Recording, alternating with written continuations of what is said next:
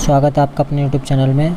Last video में हम उत्तराखंड संस्कृति और कला के बारे में बात कर चुके थे। उसी वीडियो के हम आगे बढ़ाते हैं, जिसमें हम उत्तराखंड संगीत कला के बारे में बात करेंगे। यहाँ से अक्सर एग्जाम में क्वेश्चन पूछा जाता रहा है। सबसे पहले बात करते हैं वाद्य यंत्र की, यानी कि जो आपके वाद्य यंत्र होते हैं, इंस्ट्रूमेंट्स होते हैं जिनको आप सुनते हैं, उत्तराखंड की संस्कृति में उनका क्या योगदान रहा है और वो किन चीज़ों से मिलकर बने होते हैं और उनको किस प्रकार से बजाया जाता रहा है, उन सब पे फैक्ट पर क्वेश्चन बन चुका है। तो आपको इसमें मेनली जो पढ़ना है, किस टाइप से पढ़ना है वो आप ध्यान देंगे। इसमें जैसे आपको यहाँ लिखा हुआ दिख रहा है कि एक तो है धातु वाद्य यंत्र। कैसा वाद्य यंत्र है? धातु वाद्य यंत्र है। धातु में आपको धातु वाद्य यंत्र बोलो या इसको घन वाद्य यंत्र बोलो।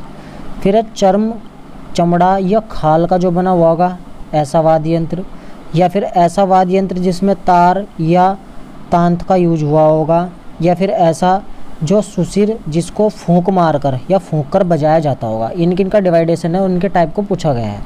अब क्वेश्चन जो आपको ध्यान रखने, जो याद करने वाले हैं, बाकी जो फालतू के नीचे लिखे हुए हैं वो आपको केवल एक नज़र देखने हैं। देखो, एक विनाई है। विनाई, जो विनाई होती है ये धातु यानी कि घन की बनी होती है। धातु और घन की बनी होती है। धातु हो या घन, दोनों का नाम एक ही है। यानी कि विनाई कैसा वाद्य यंत्र है? धातु यानी कि घन वाद्य यंत्र है। करताल भी एक धातु घन वाद्य यंत्र है। झांझ भी, खिजड़ी और मंजीरा, 5 के 5 इंपॉर्टेंट है। 5 के 5 लाइन में याद रखने हैं। विनाई, करताल, झांझ, खिजड़ी, मंजीरा, सारे के सारे क्या है? 5 के 5 धातु वाद्य यंत्र है। अब उसके बाद चर्म के पढ़ो जो इम्पोर्टेंट है। चर्म यानी कि जिन पर चमड़ा या खाल चढ़ाई जाती है, जैसे धमिता, धमिता, डोर या ढोल। जैसे डोर और ढोल होते हैं ना, ढोल पे तो आपको पता ही देख रखा है। दमामा या ढमाऊ, दमामा या ढमाऊ। साइया, साइया भी कैसा है? चर्म। हुड़का या हुड़की, बकरी की खाल चढ़ी होती है हुड़का या हुड़की पर, किसकी? बकरी की खाल। तो ये तो आपको 5 के 5 इंपॉर्टेंट याद रखने हैं, इन पे कन्फ्यूजन नहीं होना है। विनाई तो धातु, करताल, सांझ, खिजड़ी, मंजीरा ये धातु वाले हैं। धमिता, धमिता धातु वाला नहीं है। धमिता कैसा है? चमड़े वाला। डोर, ढोल। दमामा, ढमाऊ।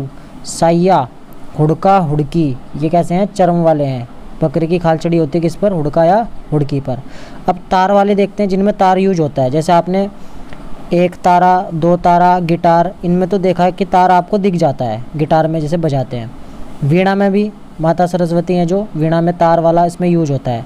इंपॉर्टेंट ध्यान रखना है। एकमात्र सारंगी, सारंगी कैसा है? तार वाला है। उसके बाद सुसिर यानी कि जो फूंक कर बजाए जाते हैं, जिनमें हम हवा देते हैं, साउंड प्रोड्यूस करते हैं। जैसे अलगोजा, अलगोजा का दूसरा नाम बांसुरी। बांसुरी तो आपको पता है कि आप इसमें फूंक मारते हो, इसका दूसरा नाम ध्यान रखना है, अलगोजा। उसके बाद उध्रुमुखी, अब इसमें मुख आ रहा है तो मुख से हवा निकालते हो, डालोगे इसमें, तो सुसिर वाद्य यंत्र में आएगा उध्रुमुखी। तुरही, तुरही। नागफणी, नागफणी। 5वां इंपॉर्टेंट मोछंग, जो पशुचारक बजाते हैं वो क्या नाम है उसका? मोछंग। मसक बीन यानी कि जो स्कॉटलैंड से आया था, मसक बीन। अंकोरा, अंकोरा को बोला जाता है रणसिंगा, जो युद्ध में बजता था। और शंख में तो आपको पता है कि हम हवा देते हैं, ठीक। उसके बाद जो अन्य आपको याद करने थे, देखो घंटा में घंटी क्या होती है? आपकी धातु की बनी होती है। थाली धातु की बनी होती है। और चिमटा यानी कि लोहा, ये धातु होती है।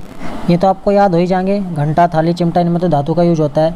अब इसमें अन्य में ढोल आपको पता है, तबले पे तबला बजाते हैं जो सरदार लोग होते हैं। नगाड़ा होता है बड़े वाला तबला, डपली, इन पे सब पे खाल चढ़ी होती है, ये तो समझ में आ जाएंगे।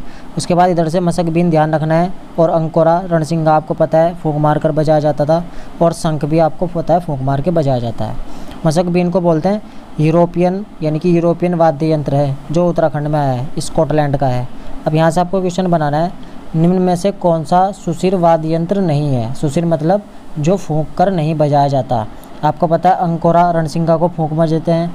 अलगोजा जो बांसुरी होती है, तुरई, इसमें भी फूंक मारते हैं, लेकिन सारंगी में फूंक नहीं मारते। सारंगी कैसा है? तार वाला है। अब नेक्स्ट क्वेश्चन है, निम्न में कौन सुसिर वाद्य यंत्र है पूछा, यानी कि इस बार किस में फूंक मारेंगे? सारंगी एक तारा है, इसमें भी फूंक नहीं मारते हम। फिर उसके बाद नागफणी, दही माता, जिसमें हम धातु वाला नहीं मानेंगे, इसको दूसरे वाला मानेंगे कि इस पर खाल चढ़ी होती है, इसमें भी हम क्या है? फूंक मारते नहीं है। और किस में मारेंगे, नागफणी में हम फूंक मारते हैं। नाग फूंक मारता है ना, फूं फूं करता है, तो आप इसको ऐसे ध्यान रख सकते हैं। इसका उत्तर क्या हो जाएगा, तीसरे नंबर का।